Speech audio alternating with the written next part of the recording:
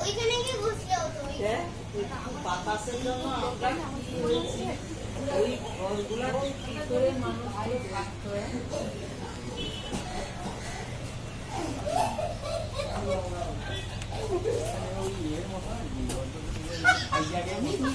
সমুদ্র আর পাহাড়,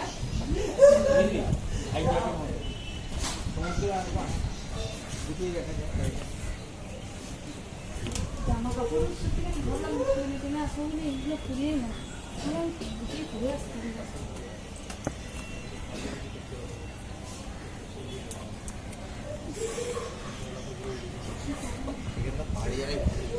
সিরিয়াস তো এখন বলছি মাকে বলছি এখন